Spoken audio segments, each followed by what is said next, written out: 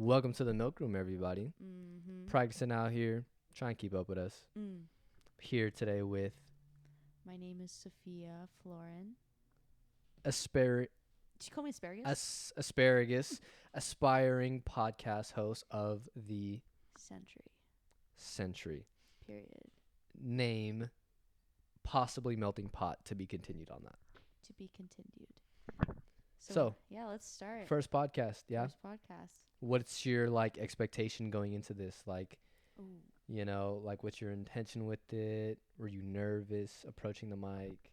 Thank you for asking that question right away. Honestly, I've been thinking about it for the last 2 weeks. Mm-hmm.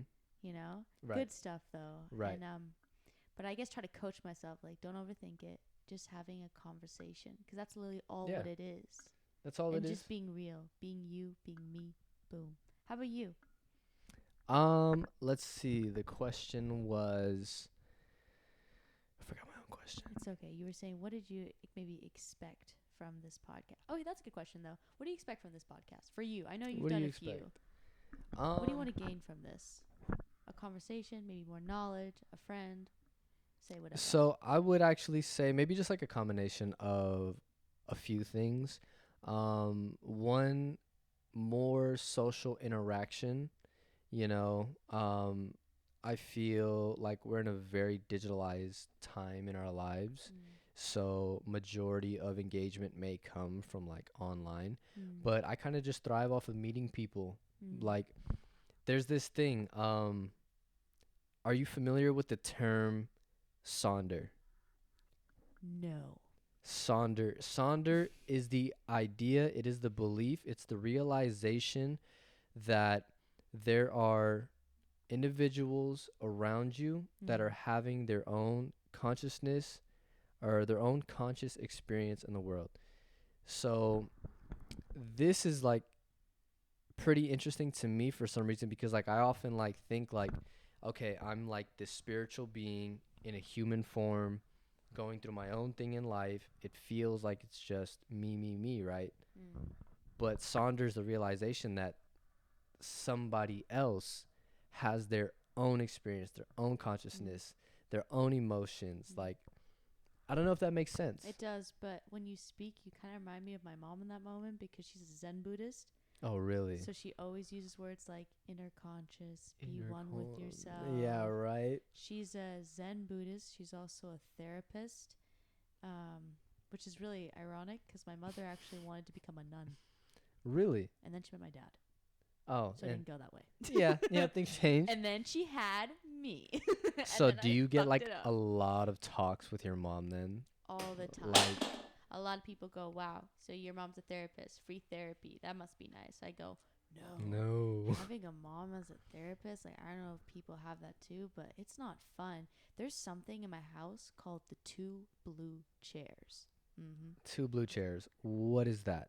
The 2 blue chairs, you do not want to sit there because A, it means you're either in trouble, or B, you're about to get a freaking meltdown right now from my mother. Ooh. So anytime you're in the house and you just hear the word blue chairs, you run. Oh. You don't look back. You run. Oh. You figure something out. You go outside. Because right. Every single time I had to sit in that blue chair, my mom would sit across from me, and she would cross the way my legs are right now, and she would look at me with no emotion face and be like, let's talk. And for some reason, that freaks me out. Right. What did I do wrong? But it would never be that I was doing something wrong. She would just be like, okay, so we're going to talk about your feelings for a little bit. And it feels like it should be a good thing, right? It's always good to talk about our feelings. But it felt like she was almost reading from a book and speaking to me, not speaking to me out of love. You know? Right. Just from the textbook, what she's supposed to say to, her clients or patients, things of that nature. And that's honestly I know that on podcasts and just in social media in general, you should say always get therapy and all that. But for me personally, it's different. Every therapist that I've tried, and I've tried 6. Yeah. No joke. I can't help but, I don't know if it's projection, but I can't help but feel like they literally are doing it for the money. I feel like my time, I hate when a therapist, I don't know if you had this before, when they look at the time. Yeah, bro. like, why are you concerned with time right now? You have I somebody hate who's it. venting about, Oh my god. things that are on their heart and mind right now and need somebody to listen. I remember one time I was deep in it. Finally, like, I was like, okay, fine, I'll just tell her. I'll tell about my trauma. So I was like, okay, here I go. So I started talking and I start getting emotional. Mm. And I, like, the moment I, like, wiped my eyes, I saw her look. She's like, okay, so we do have 10 minutes, though. So, like, let's come to this. Let's go back to this part. I'm like, wait, so we're taking a pause? What? I hate that.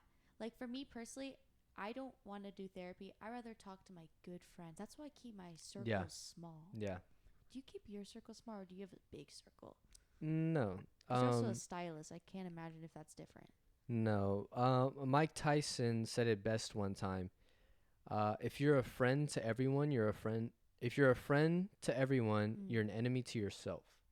I don't believe in keeping a big circle because there's only truly in life only a few that are going to reciprocate the same love, the same energy, the same attention that you give everybody else. Mm. Realistically, if 10 people walked in the room, two of those people are going to be the closest to you. And that's just facts. That's like just statistics. So I keep my circle very, very small. I only have the radius. Yeah. He said circumference. Yeah. Yep. I don't keep the circle. I keep the radius. Okay, actually, I kind of want to dive into that. So, circle wise, Circle. we live in Los Angeles. Yes. I think it's pretty obvious by now, huh? Mm-hmm. So in Los Angeles, everyone feels the need to be friends with everyone, including myself sometimes. Right. I don't know why. I don't know. Even though I was growing up isolated, when I'm out and about in public, I feel like I need to, like, talk to everyone, which is a cool thing. But, like, yes, I like talking to people, but that doesn't mean that I want a lot of friends. I just genuinely enjoy talking to people, and I feel like people get that mixed up sometimes. Yeah. I mean, it's one thing to just want more just, human interaction and then, of course, interpersonal relationships with people, Mm. you know? Like I love conversating with people. I love meeting new people. I love making acquaintances. Oh, same. But Oh, you use the word acquaintance. yeah, cuz you're not quite my bestie. Do you like that word? Have you used this a lot in your life? That's honestly probably like my 7th time ever using that word. Isn't that interesting? Yeah. I don't Yeah. really hear people using that word a lot, or unless they're like really, really old. Like, you feel me? Like someone in their 60s is like, is this your acquaintance? I'm like, excuse me? Yeah. I mean, I use like, it. Bless you. What'd you say? Right. Bless you. I don't know. I love words. So just to get to know me, right? I love words. I love vocabulary. My best subjects growing up in school were writing and literature. And I actually have been a poet. I've been writing since I was like 7 years old. Wow. So words are a very, very big thing to me. I'll use big words in, normal conversation just because like that's just me. And if you say a word that I've never heard or like don't know the meaning of, I'll literally stop you and ask you like, yo, what does that mean? Okay, cool. I want to add it to my vocabulary. So that's why like it may have been like a little different hearing me say acquaintance. So since you like words, can I ask you what your love language is? If I remember all of them, I know there's like 5, right? I think so. I don't know. For the sake of the podcast, we'll say yes. Yes, 5. yes, 5. So we'll go with 5. Mm-hmm. Possibly 6. The what is my love language? Like acts of service is number 1. Communication is 2nd. 3rd, physical touch. No, 3rd, giving or gift giving or do you like receiving? How does that make you feel? Be real. Do I like, receiving? Yeah, I mean, why not? Because like it's the understanding of like somebody is doing something for you out of the bottom of their heart. Yeah, but it's not like a make or break for me. Yeah, I'm only saying that because I know some people feel uncomfortable getting gifts, and that's also me saying that a little bit too. Yeah, no, it's me too. Like I want it. I'm not gonna lie. Like if someone offers me a necklace, like my ex-boyfriend, he got me a necklace, and I love the necklace, but I wanted it, but I kept on saying, no, don't give it to me, don't give it to me, don't give it to me. And now, like looking back, like why did I do that? Why was I declining that? I think it's because a little bit of me was scared to get a gift like that.